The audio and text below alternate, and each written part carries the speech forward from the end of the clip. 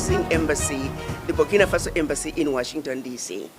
I told the Prime Minister today that having spent time in Washington, D.C., it is my humble opinion that the most functional embassy in Washington, D.C. is the Burkina Faso embassy, and nobody can challenge that.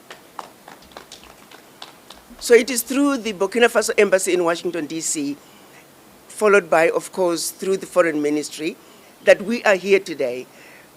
We have been received in a way that no one even imagined. So for that, on behalf of the African diaspora, we want to thank our brothers and sisters in Burkina Faso for the resounding welcome that they have given us so far. In addition, we did get a brief history of who we are from the Prime Minister. He reminded us that we need to continue to fight the enemy who has lied to us for centuries, the enemy who has misrepresented Africa, but more importantly, since we're here, the misrepresentation of Burkina Faso, the image that has been painted of Burkina Faso. We all have a responsibility to dispel those lies. And we have a responsibility as Africans to tell the world the truth about Burkina Faso.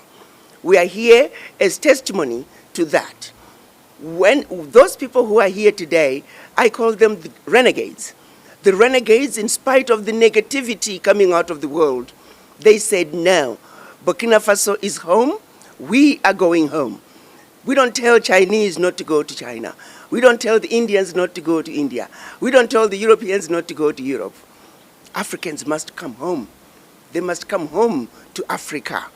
And for us, we are blessed that we have a president who has stood up, a president who represents everything we have ever wanted in an African man, a president who has stood up and said, Africa belongs to the Africans. And we have an example of how Africa must readjust and reshape our leadership.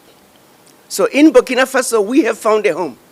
The president is calling for the conclusion, for the correction of the wrong of over 400 years. The children of Africa are welcome here in Burkina Faso, particularly descendants of the formerly enslaved. President Traoré is saying the wrongs of yesteryear must be corrected, beginning in Burkina Faso. I want you all to know that what is happening in Burkina Faso is something that should have happened a long time ago. It really is sad when you think about it, that over 400 years of the children of Africa being taken out of Africa as slaves, not a single African country has put out a clarion call to say, you can come home to Burkina Faso. You can come home.